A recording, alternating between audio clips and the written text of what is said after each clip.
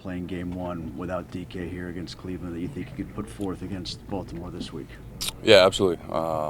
We got to do whatever it takes to beat the Ravens. So, we got to take the stuff that we did last game and in years past.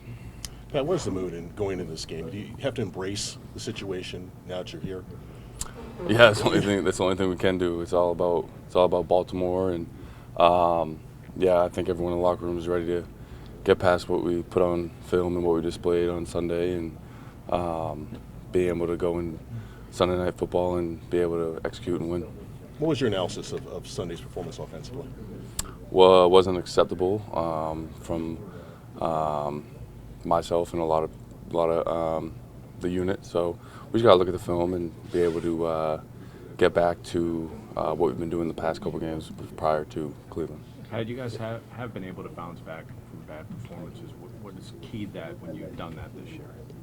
Execution, everyone on the same page, and just following each other in game plan. Is it easier to push back because it was a bad performance as opposed to maybe playing really well and losing? Did you just brush aside a bad game like that? It was just a bad performance. We're just focused on trying to beat Baltimore next week. In your experience, where you've gotten to game two, or even at times like last year, game three against Baltimore within a season, do you find that the games are somewhat similar, first game, second game, or is there some difference that comes into play that you guys have to adjust to? Yeah, every game's different schematically. Obviously, stuff you struggled in the past game against them, they're gonna put a plan to attack that against us. So we gotta be able to adjust on the fly. After you guys beat Baltimore last time, Coach Tomlin said these are the reasons why you do business with a guy like Aaron Rodgers. Like, what do you see from Rodgers in these big moments when you need the best out of him? He's been there, done that, and he's just very calm, cool, collected in those moments, and everyone has all the faith in the world in him, and we got to do whatever it takes to win on Sunday. He was pretty optimistic after the game, saying, I'm sure that we're going to win this game. Was it kind of a similar message that you got from him to the rest of the team?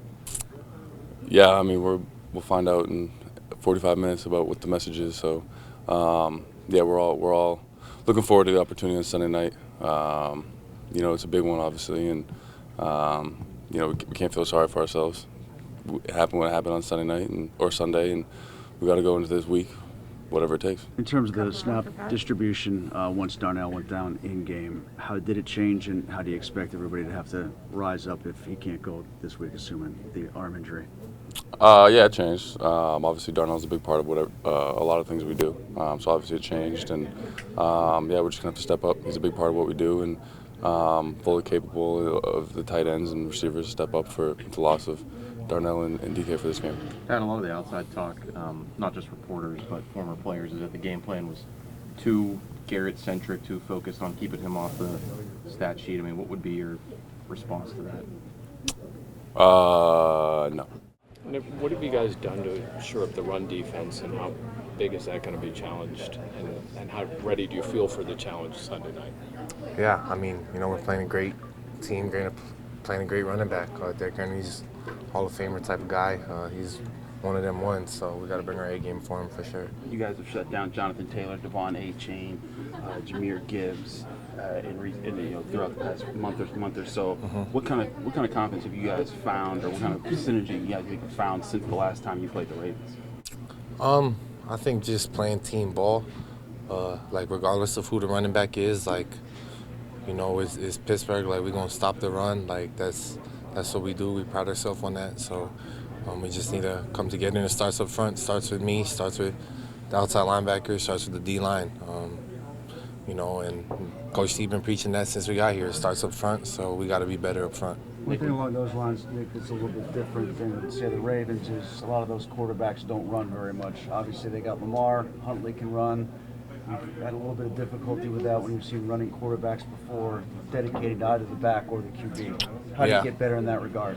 I think it's a unique situation, especially with the Ravens, with Lamar and Derrick, and obviously Huntley. They can all run. They're all a threat.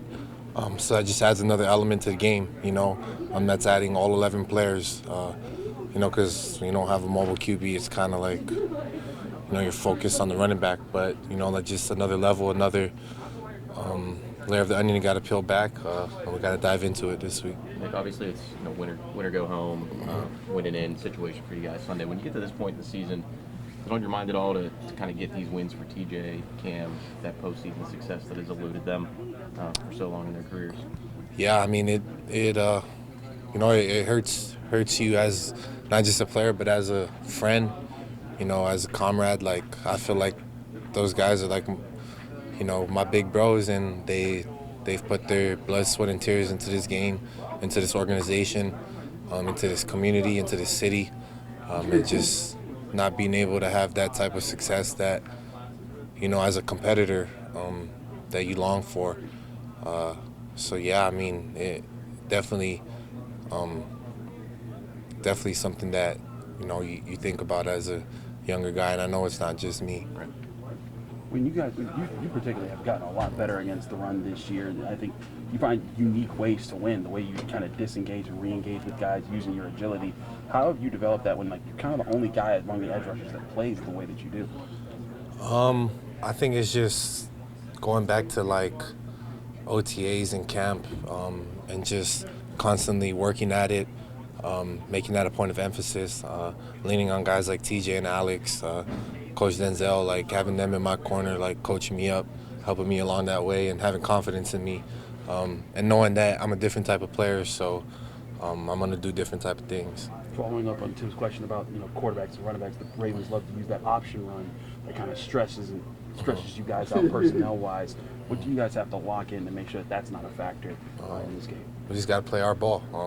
It's a tough task, but how long y'all been covering the Steelers? It's always come down to this game every year. Steelers and Ravens, that's what it is. So it's a big game, and we got to go out there and perform. Principles from those games can you bring to this game against Baltimore to help slow down Henry and their rush attack? We're just trying to go in there and play ball because this is our season on the line, man. So we're just going there trying to stop that man and do the best of our ability.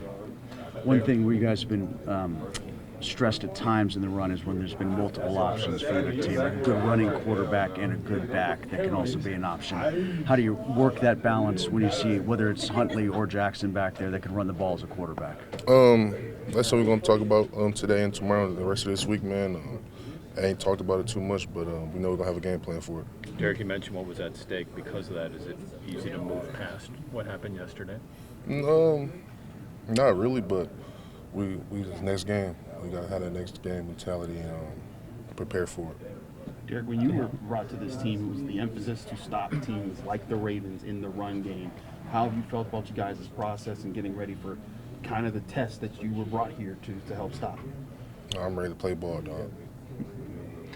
What's been some of the messages from some of your leaders about just how they want you to turn the page or how they want you to get ready for this next opportunity? None really, man. Same thing like it was from the previous weeks. Go out there and ball, man.